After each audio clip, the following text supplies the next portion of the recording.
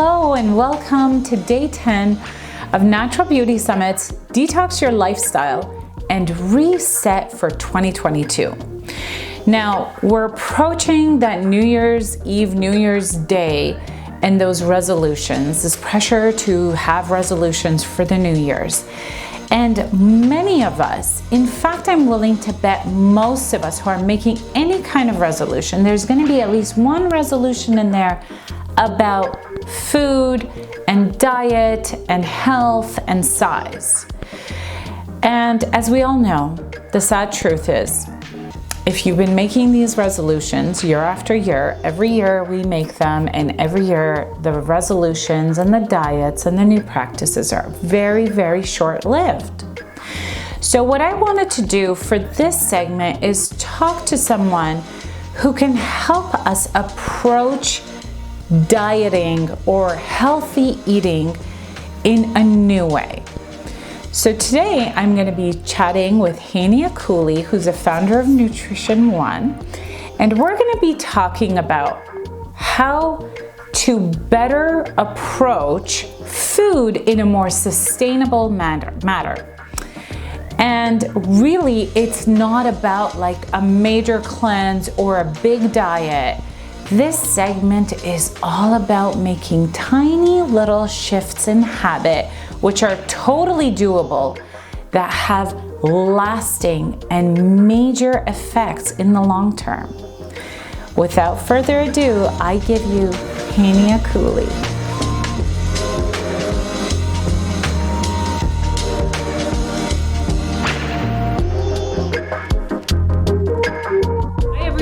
Welcome back to Natural Beauty Summit's Detox Your Lifestyle and Reset for 2022.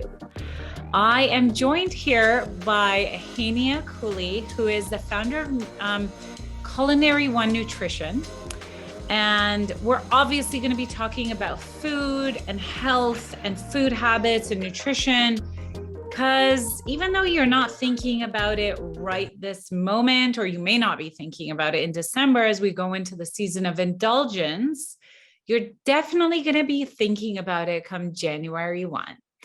So to prepare you and your mindset for, how to reset, Heynia is going to be sharing some of her awesome expertise. Welcome, Heynia. Thank you so much, Salome. I'm very excited to be included in this wonderful adventure that you are putting together for everybody. So thank you. Well, thanks for being here. And, I'm really excited to be chatting with you because when we think about, I'm ready for change, or, oh, wait, what's happening here? You just froze on me. Yeah, it definitely looks like it. With a beautiful smile. I know, at least it could be worse, right? Well, that's what I was saying. Oh my gosh, some of the times I've frozen, it's been like my eyeball is doing this or that. Yeah, that's usually the case. I don't really know what's happening. I mean, we can cut this part out, but I don't know why it won't stop. Ooh, let's see. Should we Zoom? I'm so excited to have you on because, nutrition is such a big part, like nourishing our body, how we feel. It touches how we feel every day, how we move, how everything. So I want to start with why diets don't work. Okay. And to be perfectly fair, there's also an upside. And I do want to talk about the role of diets, because from my personal experience, every time I have tried a new way of eating or a new diet, if you will, I find that there's things that I love and then things that I don't. And I believe that that's an important part of the health exploratory journey. But sometimes, and I have to say most of the time, it's not really a sustainable way of eating or nourishing my body. So to start off, my question to you is, what are the conditions under which dieting makes sense? And with what mindset can we approach diets or whatever, like I want to lose weight or whatever you want to call it. I just don't like that word diet, but I don't know what else to call it. Yeah, perfect. And I would even like to start with that. So, oftentimes when we hear the word diet, it has a negative association. It means, restriction or, I can't have or deprivation. And so even with that, we're already setting up our mind to be like, oh, I can't have this, I can't have that. And so when we start to think about foods that maybe we love that we've got to eliminate, it's setting us up for failure to overeat, actually. So I like to use the words instead meal planning, nutritional therapy, maybe lifestyle change. So when you use words like that to describe diet, your mind gets into a place of, okay, I have a plan. I can see about this plan moving into motion for my health versus I can't do this, can't have that. I've got to, be really negative about this approach. It puts a little bit more of a positive spin on the mindset. So when it comes to diets, I think they're very beneficial if you have some sort of pre-existing condition. You've got you're diabetic or pre-diabetic, you're suffering from some sort of cardiovascular disease, high blood pressure, heart disease of some sort.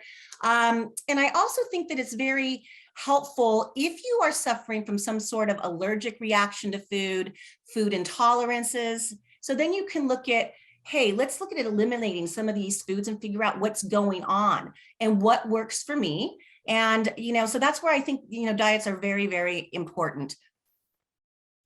I guess before I get into my next question, diets are important, but like there's so many of them. Like, how do you know which one do you go for? Exactly. That is the most confusing part because we all have access to internet. There's, nutrition is changing constantly. There's always a quick way to lose this or a quick way to feel another way. So, basically if you look at your meal planning or changing for the good or making those big changes for lifestyle, it's not going to be a quick fix solution. And it's going to be a journey that you embark on. And it's going to take some time. And so the best way to look to see what diet or meal plan is going to work for you is food journaling. So oftentimes, and it doesn't require any measuring or anything complicated, but I encourage a lot of my clients to do a food and mood journal. And so you basically write down what you ate, how do you feel after it, and then the foods that make you feel really good mentally and physically, those are the ones you want to maybe keep an eye on and keep in your meal plan. Otherwise, the other ones that are making you feel groggy, you don't have a lot of focus, you're tired, you maybe want to eliminate or reduce the amount that you have of those. I really like that food and mood. And I'm totally like deviating from script here. But the theme of this whole summit is really about detoxing. And what I like about what you just said is that it's very approachable. Like you kind of start slow and expect results over a long period of time. Whereas like my experience with detoxing has always been like, I'm going to do a cleanse, like a 3-day cleanse, the master cleanse. I'm not going to eat. I'm going to, it's like always very intense. And I've tried like probably a dozen different cleanses. Right. And I guess, would you consider that a diet, or is that more like pushing the reset button? Is that really necessary if you want to like kind of start off with a clean slate? And do you know what I mean? Like, where do you stay on this whole like cleanse detoxification? Okay, great question. I get this a lot as well. So there's nothing wrong with it. I do agree that it's more of a reset, maybe a way for you to pause and rethink what it is that you are eliminating from your existing meal plan, getting good juices and vegetables and whatnot into your body to reset.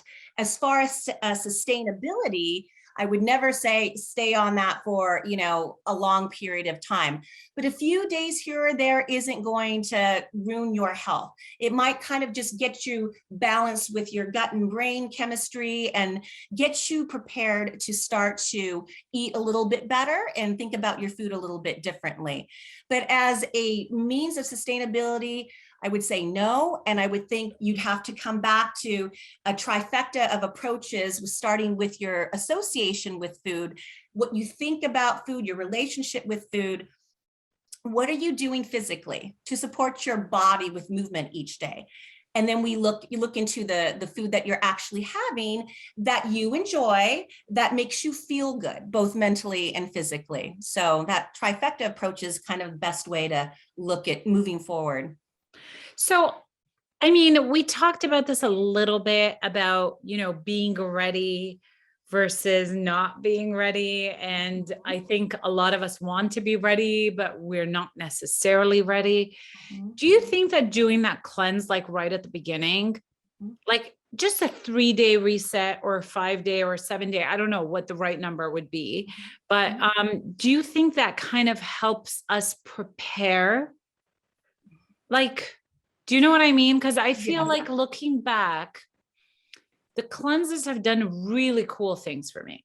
Right. I have learned after a cleanse that my body really doesn't like certain things, or like the food mood thing really gets heightened when you haven't had food for like 5 days. Right.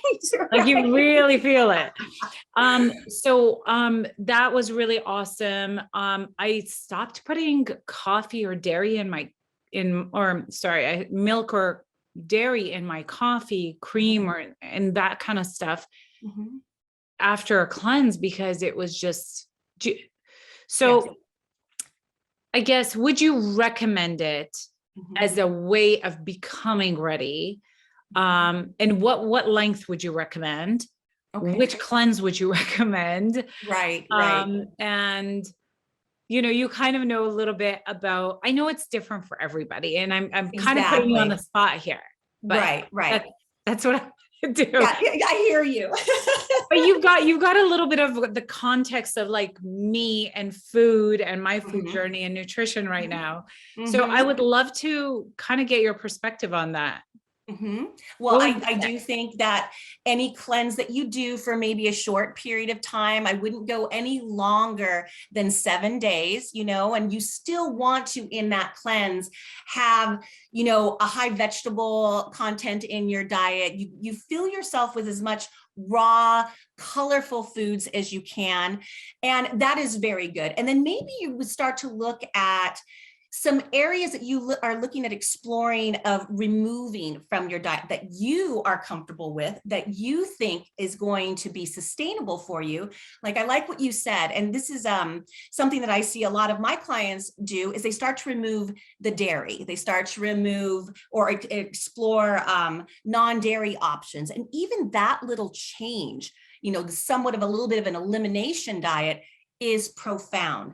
Reducing, the meat, getting more into those colorful, beautiful vegetables and less of the red meat and whatnot has been very substantial with making the change. So yes, a reset diet, there's tons of them out there to even choose, but basically I would want, before I recommend, to actually specifically sit down with the individual to see what it is the goals are and then go from there. But usually eliminating some of those maybe culprits of food that are triggers for us is the best way to go. And it's typically dairy or grain. Yeah. And sugar. And sugar is a big okay. one. Sweet. Let's talk about The sugar. the culprits. No pun intended. So most diets or like eating regimens or, plans or meal planning or whatever, they tend to take a very siloed approach to the individual who is on them or doing it. But as humans, so much of our social interaction is around food. And most of us live in some sort of like a household, some family structure, or not, but in the cases that you are living in a setting in a household with other people. And in some cases, people who have a vastly different idea about what to eat than you do. I love the advice that you gave me on how to approach it. Can you share that? Sure. And by the way, you're not alone with this. This is one of the major obstacles. And honestly, it's women that are facing this because they tend to be the ones that are, and no offense to men out there, because I know they're doing their share. I get it. But, they're doing the most of the grocery shopping. They really want to make a change as the matriarch of the family, not only for themselves, but get buy-in by their children and by their husbands. And that's tough. Because sometimes when we're looking at removing foods or family favorites types of foods, you're cooking for yourself and then the kids and then the husband, and it becomes very, very stressful.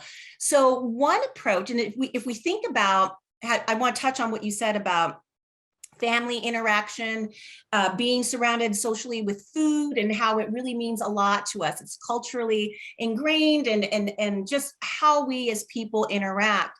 So if we go to the family construct, what we learn and our roots with eating, healthy eating, unhealthy eating starts in the house. So as a female or male with children, you can think of yourself as flipping the script with your emotions and with your mindset and becoming a champion of change for the better, baby steps at a time. So one thing is, if you've got kids, involve them in the meal planning, involve them in prepping the food, have them maybe be responsible with, that each one of them gets a cooking night with mom or dad, and they get to go to the grocery store and choose the vegetable that they want to prepare, so get their buy-in that way.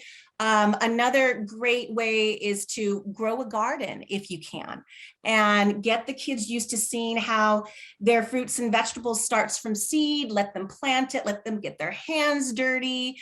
And if you don't have space for a garden, there's hydroponic gardens, which I'm a huge advocate of. No soil, you can put them in your house and it really looks beautiful growing inside the kitchen or wherever, you want to have it. So those are some areas I would suggest. Farmers markets. If you can get your family to go out and visit the farmers markets, meet the people who are growing your food, sample it, the kids kind of get that association, and it's pretty cool. And then last but not least, I would say that if you're trying to change for everybody, pick a family favorite. Like, I think a lot of us are mac and cheese. That's one thing that I always hear. Oh, how am I going to, get the mac and cheese for the family? I can't have any. What am I going to do? So start sneaking in healthy little tidbits of food into your family favorites, and just don't say anything. I love what you said about how to sneak stuff into the mac and cheese. Can you share what we can sneak into mac and cheese? Because this is utterly brilliant. And even though I never eat the mac and cheese, my kids ask for it like 3 times a week. And I don't give it to them 3 times a week. And most of the time it's no, but when I do, it's like, ugh. But I love what you do with it. It's brilliant. Tell us, what do we do with mac and cheese to make it? You can sneak butternut squash in it. You can actually play around with finely dicing any of the vegetables, so that almost like pulverizing them and mixing it in with that. And they would never even know. So there's you want to think of substituting one healthy ingredient per recipe. So maybe you're opting out of mayo and you use, or sour cream, you're using yogurt. So breaking it down that way and slowly introducing everybody to the change. And, they don't need to know about what's going on, just have them enjoy it. So nutrifying is the best way. I like using that word because that's what you're doing. You're looking at a recipe and sort of deconstructing it and substituting for healthier choices. And I love that. I think it makes the whole idea of eating healthy so much more approachable. And, I've only talked to one other person throughout the summits about food. And it always kind of comes back to that. That seems to be the most sustainable approach. Like, take stuff you love, like pasta, and Mhm. nutrify it. I really Yes. like that word. I'm going to start using that. Yes, I use it all the time. Now, you talk about like a three-pronged approach, and the older and wiser I get, Mhm. the more I find myself thinking about my habits, and the habits that, habits and rituals, and the habits that I've been really like trying to cultivate some consistency with recently has been, the morning routine, and also like the before bed routine. And both of these things are so directly linked to health and consumption and nutrition. And the morning routine, it like really sets the tone for the day. And I was really intrigued when you brought it up as well, because I mean, there's going to be other interviews throughout the summit where we're going to be talking about the morning routine. And it's incredible the power of this morning routine and how it touches so many facets of, our day. So I would love to get your perspective on why the morning routine is so important, and how would you create, like, how would you have someone create a morning routine for themselves? Or is it just like this one morning routine, or is it like these components should be in your morning routine? Just like, tell me your thoughts on the morning routine. Okay, I am so pleased to hear that you're putting that as a priority for yourself. I do it every single day because, quite honestly, it may be the only time during the day that you have peace and quiet, that you have a moment to just be. No kids on you, you've got your husband, boyfriend, whatever, you don't have to deal with work. So it's so important. And I always think of how I can prep myself for the morning, the night before, like you were saying. And so even if it's setting a timer saying, okay, it's this time, what am I going to do to set myself up for my morning ritual and even for breakfast and for lunch the next day? So, we know how to schedule, we book things all the time. So we need to look at doing that for ourselves. And because if we're not a priority for our health and our mindset and our goals, we're not going to be any good for anybody else that we love. Hold on. I have to pause you for a second, because what you said was so important that my mind is being silently blown here. And it's so simple. So let's just go back to that for a second. I live and die by my calendar, but you know what's never in my calendar is my meals, the food. And it never occurred to me until like literally right now. Yeah. We can schedule that. You can prepare it. And your best bet for success is the night before. If you have the energy and the bandwidth to do it, it saves so much time the next day. And you're setting yourself up for success and less worry. Because the day gets a hold of us. And we're not always going to be perfectly routine and patterned.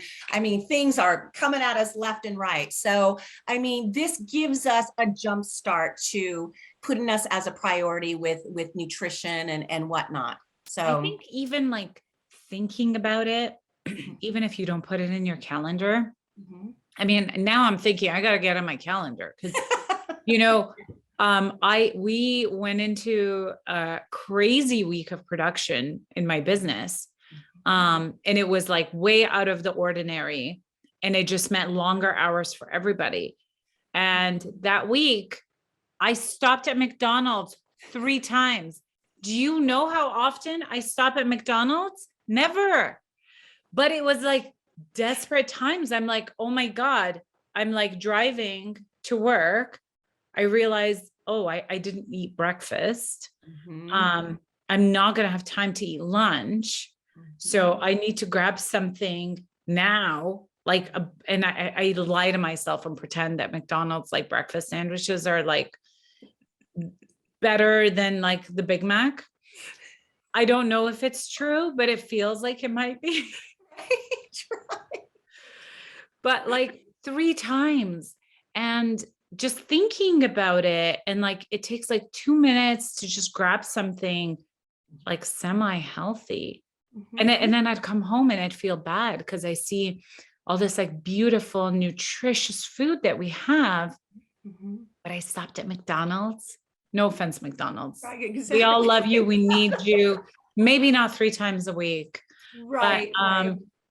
yeah, just getting that in the schedule. That's so brilliant. Sorry, I didn't mean to like really focus on this, but I think this is a game changer, is just having a Mhm. plan. Like, I mean, you Mhm. talk about meal planning and it just sounds like a chore, It but if does. you think Yeah. about it, like, oh, the night before, I just need to think about like, okay, am I going to eat breakfast early, or am I going to grab like an early lunch? And just like thinking about it as being part of like something that you just have to make time for, so you don't make the McDonald's choices, is Right. so important. Mhm. It's bringing the awareness, just the fact that you're even, it's reached you this way, you're aware, and that step in itself is the step for making change. Okay. And so when you start to get into that pattern, okay, it's not about making you feel overwhelmed about, oh gosh, like you said, meal planning is a chore. And I know a lot of people feel that way, but the way I like to break it down is, okay, let's start with one meal. Maybe it's your coffee, maybe it's your tea, maybe we're prepping and nutrifying that because we may not have time for breakfast like we want. So it's baby steps. Okay, so little habitual changes that we are doing each day that will take us to, all right, step 2, let's maybe look at lunch. What are we going to prep the night before, perhaps, or what do we have available? So it's really it should be more like a fun exploratory time with food, developing a really healthy, fun relationship with food and not letting it make you feel guilty. So what, you had the McDonald's, all right, you had to eat, all right, been there, done that, move on. All right, now you probably didn't feel the very best, but you did what you could. So that's backwards thinking. You're going to move forward. And now you already came home and you're like, look at all the food that I have in my refrigerator that I can enjoy and eat. Lesson learned. All right. Every now and then, that's what the McDonald's and the fast food places are for, just to pick us up if we have no other choice. Right. So, Exactly, yeah, exactly. And I kind of want to go a little bit on a tangent here. sure. So just go with me. But I'm thinking about food planning and meal planning and making healthy choices. And I'm kind of in the back of my mind thinking it's a lot of time. Like if I ate the way I want every day, Mhm. I would need to spend like at least 3 hours in the kitchen. And that's just not even in the realm of possibility. And then that just kind of made me think about like when I do like a cleanse, or usually like with the shorter cleanses, Mhm. I'm eating way less because you're literally having like a lettuce shake in the morning. Right. I mean, I'm exaggerating here, No, I but like, understand. salad and one little piece of protein for lunch, salad and another piece of protein for lunch, for dinner, and a handful of like maybe nuts or something, like some Mhm. whatever. This is one of the cleanses I actually really like to do. It's like Yeah. 3 days and you're eating, which is brilliant. Yes. But like when I'm doing that, I'm not spending my 3 hours in the kitchen. It's very quick. Mhm. And so I'm spending less time and I feel a lot more energized. Yes. Yes. So why is that not more sustainable? Well, first of all, you have a plan, that you're following, right? And a different way to think of it too is that with regular eating, you want to look at how you can repurpose your existing food. So you're not making 3 different meals every single day. And that takes a lot of the effort out of everyday thinking. Maybe you boil a dozen eggs if you're into the eggs for a week, and then you grab and go and throw in a salad, have on its own. Maybe it's a chicken week and you get enough chicken so you can throw it in salad, you can throw it in make a chicken parm or whatever you want to do, but you have your main protein you're focused on the week. So I look at food to not make myself crazy is as repurposing the ingredients that I have, reeating or reheating and eating. So if I had, like, for instance, the other night I did zoodles with salmon and a basil sauce, made enough to have at night, portion it out so I could have it for lunch the next day, and I can eat it again the next day. So that's a great way. That's when food prep really is helpful, is that you can find a day when you're not so crazy. Maybe it's a Sunday, Saturday, I don't know, put a couple hours of time, and then you're not using a ton of ingredients, making a ton of different recipes, but you're using the same ingredients and giving them a little extra perk, with seasonings and spices and sauces. And so that helps a lot with your viewpoint of sustaining healthy eating throughout the week. Absolutely. I like that. I mean, but then, to kind of play the devil's advocate here, we also really eat for pleasure. Yeah. And I think part of the pleasure part of it is that, ooh, what am I going to eat? Like, it's going to be a surprise, or like, I'm going to make a new choice, or I'm going to try something different. I feel like with that kind of really regimented, okay, it's a chicken week, like it takes all the fun out, or does it? Like, I haven't actually tried that really, but what are your thoughts? Are we diminishing pleasure here? I could see. And in the chicken, when we're saying like one protein a week, doesn't mean you have to have it every day. And we would be making it really sexy in some other ways. We can grind it up and you make a chicken patty and for breakfast sausage or something like that. It's just a focus. It doesn't mean that you can't throw in, some fish in there, if you've got time for it, but it's really being creative, playing with flavors, playing with spices and all the add-ins to that existing main focus of protein. And it really keeps your palate alive. It keeps you from being bored. And then maybe you just work on that protein sources for 3 days during the week, and then, but it's there. And if you need to repurpose it, you don't have to go to the grocery store again. You can just throw all kinds of stuff in there and make it what you want. I love that. Okay. So it doesn't have to be boring. No, okay, we're going to shift gears here a little bit. Because we talked about supplements, and I think this is an important thing to think about as we're going into, we're nourishing the body. Yes. There's so much information about different supplements, what you should be taking, what you shouldn't be taking. I think like Tim Ferriss is like a supplement guru. And I think at one point, half of his kitchen was different supplements, like cabinets and cabinets of supplements. And now that's just getting like crazy. So from your perspective, what are some like maybe essential supplements? Like, what are the supplements that we should be thinking about kind of being consistent with? And what are as a follow-up to that, what are some of the things that you're excited about, some of the newer things? And we touched on these, and I can't wait to try some of them. But let's talk about supplements. Sure. Okay. So the thing that we need to understand is that supplements are to supplement an already healthy diet. Now, everybody tends to kind of go a little crazy with it and think, okay, if I'm taking all these supplements and all these vitamins, maybe it's going to replace my lackluster or less healthy, meals and food that I'm eating during the day. It's supposed to be an added benefit. So people can go crazy with it, but you just definitely, especially as we're floating into the cold season, and we got COVID and all of that going on, but having a great multivitamin, having a super B complex, some vitamin C. And why B complex? B complex. If you get a good B complex, B3, B4, B6, B5, B12, great for energy, great for supporting the immune system, helpful with keeping stress levels down. So it's just a very good supportive complex, good for gut health as well. And then, of course, vitamin C in the right dose is good for your immune system. But as I said, you can get almost all of this from your food, all of it. And so if you notice on a day that you're feeling, I didn't really feel like I ate the best, well, then this is when they can pop in. All right. Zinc is great too. Zinc is really another great supplement to add. So those are the top ones that I would recommend. As far as the the wonderful supplements that are coming out right now. There's a lot of mushroom blends that are out there. So we're talking the reishi, the turkey tail, the lion's mane, and what's the other one I'm missing here?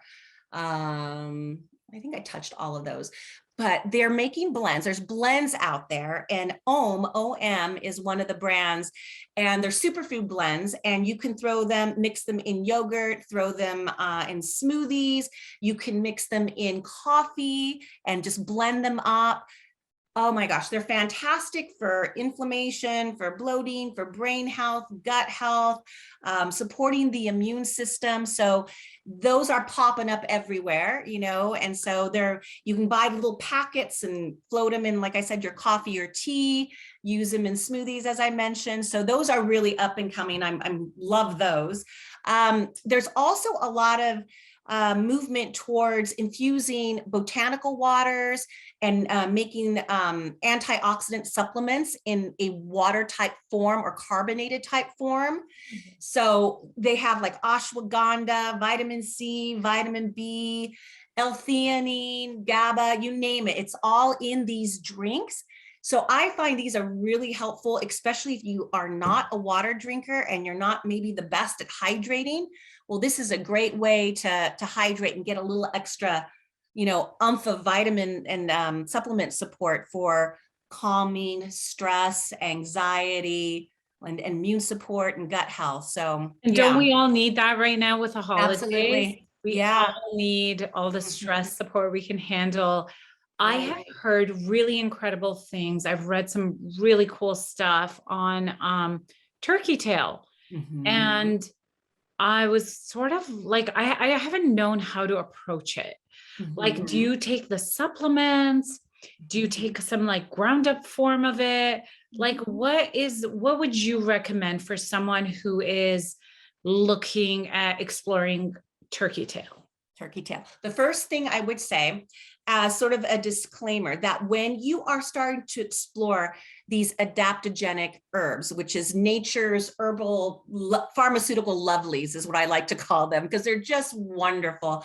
You want to make sure that you coordinate with your primary care physician, a nutritionist, and whatnot, and make sure that any existing medication that you are taking isn't going to interfere with this type of supplement. So there could be some reactions with it, but just get on the same page with that. But as far as the supplement itself, I would use it. I would get some of these wonderful, like the Om brand. There's, I can't remember the other brand that I really like. But just get it in its powdered form and use it, as I mentioned, throwing it into your smoothies, blending it into you can make your own mud water. We were talking about mud water not that long ago, right? You can blend it with cacao powder. You can blend it with maca powder and just make your own fun little infusion of turkey tail with it, which, by the way, are really cool looking. If you've ever seen them in their natural form, they're beautiful. So anyways. Does anyone actually go and get is there a place that you can just buy the actual whole turkey tail and then do you take it home and then grind it up in your coffee grinder? Yeah, you have to dehydrate it and grind it. There's a whole process with that. And so there's a lot of herbologists and plant medicine based doctors, especially where I am from, they're just all over, which is so wonderful. But you'd have to look up and find somebody who is experienced with this, who knows how to get it, or grows it, and it's very quality, organic, very high quality is a big thing, reputable resource, and then you can go that route as well. And in meeting people like that, they can give you great advice on how to maybe propagate it yourself, grow it, and reaching out to the community and reaching out to people who do these sorts of things is such a great way to share information and learn, and then you get to share. And oh my gosh, I love that. Mm-hmm. I have been fascinated with mushrooms since a trip to Alaska, actually, where they're everywhere. All these crazy looking, beautiful mushrooms just growing everywhere. Mm-hmm. I'm I need to know who they are. They're so interesting. I'd love to learn more. And I love that tip. So if you're curious about something like I am with mushrooms or turkey tail, it makes sense to reach out to the community. I love that. Thank you for sharing that advice. Now you mentioned, I'm going to screw this up, but like L-theanine. L-theanine. L-theanine. Can you talk about what that is and why it's important? Sure. It's really coming, well, most people know about it, but maybe not a lot, but it's really one of your go-to types of supplements. And so it really helps with calming anxiety and stress, relaxing the brain waves in our brain. And so it's just one of those go-to all around types of supplements that we could start to play around with for overall health. It's awesome for the immune system as well. And you're going to start to see it, if you haven't already, infused in protein powders and in other types of supplementation. It's actually in Zenify, one of the antioxidant supplement drinks I was talking about. It's infused in that as well. So I like to look at it as relaxing you, but making you feel more like a go with the flow. So you're alert and you feel very good and focused, but you're not, like this, which is what coffee kind of does to you. So yeah, another really good supplement to keep in mind. I was also going to share with you the kombuchas that are out as well, that are infused with all these different mushrooms that we were talking about. Okay. And one that in particular, GT, has a root beer mushroom infused kombucha. And I swear to you, it's delicious. And that's the one thing I got the kids. I'm all, come on, will you please just try the kombucha, please? Add a little fermentation to your diet. And they love it. And they love it. Oh my gosh, I'm going to have to try that. It's a great introduction for those of you who aren't used to kombuchas and adding that. It's as close as you can get to a root beer flavored drink. And it's one that I've, tried and tested my family on, and I love it. They've got yerba mate. They've got all the other types of infused kombuchas. And so explore those as well. That is awesome. I get a little skeptical about kombucha on shelves because I've made kombucha and I know what it's supposed to taste like before they add in all that stuff. And sometimes I'm like, oh my gosh, like there's so much sugar in here. I'm like literally getting a headache. And right. I want to try this one because this sounds promising and interesting. And there is the sugar, and one way to look at it too is that you can split the servings, so say you want to, and that will help with reducing the sugar intake. So if you really like it, and it might be a little higher in the sugar, maybe have a half of it or a quarter of it, and then the next day have the rest. And so we do a lot of that as well. And I suggest doing that way you can just do a little shot of it and enjoy it throughout the week if you want. Awesome. All right, let's switch gears here a little bit more because we've touched on the role of emotions and how they affect habits and changing habits. And I would love to hear from you. What are some of the more common emotional barriers that you see with your clients? And what are some good tips you can share with us on how to cope with them? Sure. So the biggest issue I see is the critical judgment that women put on themselves for letting their bodies get to where they are at this point in time, and so much judgment and just putting so much extra pressure of, oh my gosh, I never used to be like this. And look at me now. And, just overly critical, about themselves. And so that's where I start to kind of dig in a little bit. And oftentimes what we see manifested in our physical body is something rooted from emotional feelings of self, or something that has happened that has triggered us to get to where we are at this point in time. So food ends up being the cure-all or the comfort. And so I look into addressing that first and foremost. But that is the biggest thing that I see, is that women are just really overly critical about their health and their nutrition, and I couldn't make this plan work for me. What's wrong with me? And I tried this and that didn't work, and this and this and this.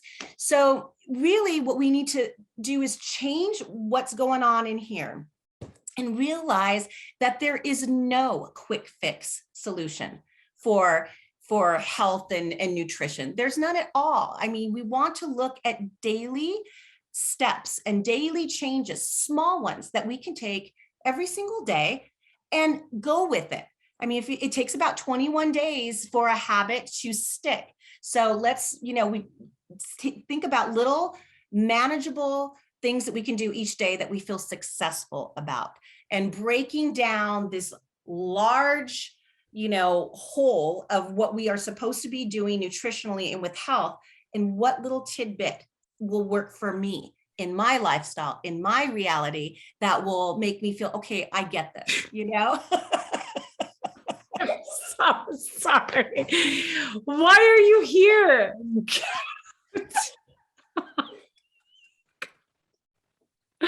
Close the door. I keep trying to nudge him away. I'm sorry about that. Don't worry. I love it. Give me some water. Anyway, what you're saying is so important, and emotions are such a stumbling block. And I mean, I know a lot of your clients are women, but I think that, given the last year and a half, 2 years, men have also been going through their overwhelming emotions. Absolutely. And it's like, I don't want to leave the guys out. Not at all. No, it's all inclusive. And, there's a whole nother set of a dynamic, with men too, but they are definitely in this realm as well, with the emotional relationship with food, the self-criticism, and, I failed this, I can't do that. And, there's always this regret, that comes with it. So yeah, it affects everybody. And I think especially now, like what you were saying is so spot on for me, because like that dialogue that I have with myself, it's like, oh my God, like why, like I can't fit into half my clothes. Like COVID's been a hard time. Certainly and has. I'm not really sure, and I'd love to get your thoughts on this, but like, I'm not really sure how you compensate for like difficult times, but still be able to make good food and nutritional choices. Like, is that even possible, or am I talking about a unicorn? No, it is possible. It starts with the approach of one little step at a time. And we are not used to that. We want the answers now. We want the fix now. And when it doesn't happen, we throw it all away. This doesn't work. Okay. Now what's next? It's really making small little changes each day. That could be when you wake up in the morning, you have 6 or 8 to 12 ounces of water right by your bed, and you drink it down. Hydrate yourself from a night's rest. One little thing like that will make a huge difference. Start with that. And we always think about breath work, or not always, but we think about breathing, and we breathe every single day, but we really underestimate the power of pausing and breathing, and diaphragmatic breathing, and just getting back centered into our body when we're spiraling out of control, right? And if we were to pause and breathe, most of us are probably breathing in our chest, very shallow breaths. And so that's not really helping us, with calming down, and especially getting out of these very anxious states, and all the news that we're hearing, and work and home life and shelter in and whatnot. Breath work is huge. It's the only time it can put you right back into your body, and it can actually put you in the now, takes you out of fight or flight. So that is something that is available to us. We could do it in the car, in the bathroom, wherever we have a peaceful moment. sit there. The amount of times that I've sat in my car and I do alternate nose breathing, and I swear people are thinking I'm picking my nose, but it's the only way, it's the only way that I can sometimes just calm down. And I don't care. It works, So anyways, breath work, hydration, all great ways to just get back into your body, give easily to your body. It doesn't cost anything. And then standing up. You're in front of the screen, a lot. Try to get up or do something, move your legs under the desk and get some movement to your body. It doesn't have to be fancy or formal. Yeah, I really like how, you talk about these like really simple tips and tools that you could do anywhere, anytime. I think one of the big, maybe misunderstandings about breathing is we're always told, like, when you get overwhelmed, like take 5 breaths or whatever variation of that there may be. But like, I think we don't have to wait until we're overwhelmed. And when we do wait, it's like almost past the point of no return. Yeah. It's hard to do it because you're just like in it. You're like stuck and you're in it and you're like angry or sad or whatever the emotion might be, but you're already in the belly of the emotion and you can't undo that, or it feels impossible to undo that with a few breaths. Whereas it's a much more sustainable approach to be like, whenever like I have 5 minutes between Zooms, I'm going to take some breaths. Absolutely. And I'm going to stand up and I'm going to do this and that. And then it doesn't become overwhelming. Exactly. I think, at least. Yes. And it's really about practicing those sorts of behaviors in advance, so that you're already doing it, and then maybe when you're hit with a very, very, like you said, belly felt stress and anxiety, you maybe might be able to get a breath or two to calm you down. It may not be 4, it may not be 5, but because you've already got that into practice, your body's gonna be all, where's my breath now? Let's go ahead and pause. We need to get back into being present here. So, but definitely putting into practice some of these simple little steps is the way to go for sure. Awesome. Now we're going into the holidays. This is definitely a time that our health isn't necessarily taking priority, which is why everyone come January 1 wants to hit the gyms and like redo life. Right. But it's also a time of like real like pleasure and connection. And sometimes that comes with stress. And sometimes that comes with prioritizing others over ourselves. Can you share some tips with us about how we can best bring some sort of balance? I mean, I love the things that you touched on. Have your water, drink it first thing, take some breaths whenever you get a chance. Is there a specific practice or ritual or whatever that you find is really especially relevant during these like high stress times of the holidays? Absolutely. And they're very, very simple. Okay. So number 1, establish your morning routine. Okay. Okay. So that means maybe you set your alarm clock 15 minutes earlier than what you're supposed to. Start off 3, 5 things that you are grateful for. This is before even rolling out of bed. Do not look at your phone. Turn the alarm off if it's on your phone, but put it away real quick. Because we're coming out of rest. And the first thing you don't want to see all the negative news. You don't want to look on, what your schedule is going to be like for the rest of the day. You'll get there. Put it aside. So get your breath work in, couple deep breaths, think of gratitude, especially during the holidays. Always. I do it every single morning. This is what I'm grateful for. And don't judge it. Maybe it's like, wow, my neck isn't hurting me this morning. Or, I don't have foot cramps, or whatever it is. Don't judge it. It's yours. Right. And then after that, one thing that you would like to focus on for the day, for you, not anybody else. today I'm going to maybe get an extra serving of vegetables. Or today I am going to do, if I'm exercising, maybe I'm going to go an extra 5 minutes. Whatever it is. Maybe I'm going to nutrify my tea or coffee by adding a little MCT oil or adding a little maca powder or cacao powder. Do something like that. But it's all to you. Then you're setting the tone for this crazy busy time of year, the crazy day. And then with that, when it comes to like exercising, curtail your exercise to the holiday activities that you have, not make the holidays fit into your exercise routine. And you may need to adjust. You may need to do something at home for 30 minutes, 10 minutes, 20 minutes. I don't know. Don't get too upset about making it to the gym or making it to some formal exercise. Drop down, do some stretching, watch an online video. There's tons of them out there.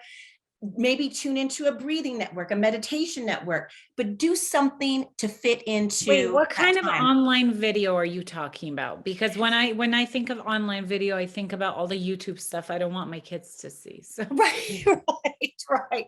Well, YouTube does have a bunch of great videos that you can watch pre-recorded. And then there's also subscription type services that you can, and I'm drawing a blank for one of them. I have one of my friends who's an instructor, and when the name comes to me, I'll probably. But wait, what is she instructing in? What is the practice? She does yoga. Oh, yoga. Okay. Yes. Yeah. I do love YouTube for the yoga. Mm-hmm. You can do, and you can become, and you don't have to be a member or pay for that. You know what I mean? So I would do that, or just go for a walk, even if it's to the mailbox, even if it's just in the backyard, just get some fresh air. Okay. So that's going to interrupt some of the crazy that's going on.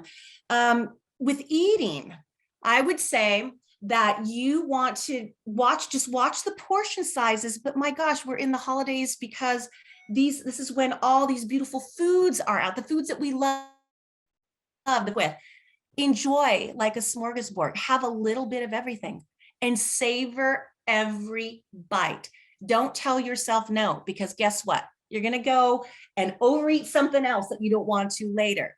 You see something that you love, make it count. Have a bite, savor it, make all the sounds that come with it that are bouncing off of your tongue with your emotion and go, oh, I love this. So that is a great tip. And avoid having the giant portions of it. And then healthy substitutions for food. Okay, maybe look at doing the gravy a little bit different. Maybe look at cauliflower rice, or cauliflower mashed potatoes instead of the regular potatoes. But don't give up what you love to eat. Just watch it a little bit. That's it, and savor it. I love that. You said something that is really sticking in my head. This is like the third time in this conversation, but I think I want to really underscore this for our audience, because I don't think that we can really avoid being in stressful situations, especially at a time like this. Mm-hmm. But what you said about lots of little interruptions, it's kind of like when you have like a really tense muscle and you kind of want to break up the fascia in order to get it back to its like balanced state. Right. It's like that, but with stress. Yeah. Lots of little interruptions. That's brilliant. It helps. It helps. And sometimes we just need to sort of slap ourselves out of that state. And I'm a big fan of essential oils. I'm a big fan of essential oil sprays. I have them all over the place. And when I'm kind of like, I'll spritz it like rose water, lavender, and it kind of just goes, oh, wow, that smells great. I'm feeling kind of good now, but it knocks you out of wherever you're at in that negative process or negative thoughts. And it's just lovely. It just brings, whatever flavored scent that you like. It's just really a nice way to kind of interrupt something. Do you know where I need one of these in? The car. Yes. Because, you're driving, you're running around doing errands. God forbid you have to go to an actual mall in December. But like, if you have a little spray, it helps. Like, I have rose water in the cars. I have focus. There's all these beautiful infusions. Shaman's Dawn is a fantastic place where you can get every type of spray that you want. They're organic, they're locally sourced, and I have them everywhere. And I just can't say enough about them to help. And sometimes I'll be here like spritzing fur, and I'm all, okay, hair's getting a little wet. I better just kind of calm it down. Yeah. It works. I love it. that. Yeah. I think these are going to be great resources to include in our show notes, because they're like a lot of this stuff. I mean, I kind of consider myself as like in the know of, you know, health and wellness, but I don't know about a lot of these things. So I'd love to include those links if you'd share them with us. You got it. Heynia, it has been such a pleasure. Thank you. Thank you. Thank you. I love this discussion. So that was a lot of fun. Now, where can people find you if they have health questions and things like that? And maybe they're going to need your like more dedicated services come January. But where can people find you? So you can reach out. So I do offer a free 20-minute consultation, and it's just really kind of a nice way to, you know, see if we're a good fit and to see what it is that I can potentially help anybody with. But you can reach me on my website at culinary1nutrition.com, and you'll see all the links for, you know, scheduling that free consultation. And you can look into a little bit of the other things that I do as well. I also am a Pilates instructor, so I do a lot of virtual Pilates and virtual tech events on wellness for a lot of big companies around the Bay Area. That is awesome. Well, it's been such a pleasure. We'll include all those links. Thank you so much for tuning in, guys. And I hope your December is going really well. Great. Thank you. Thanks, Heynia. Bye. Oh.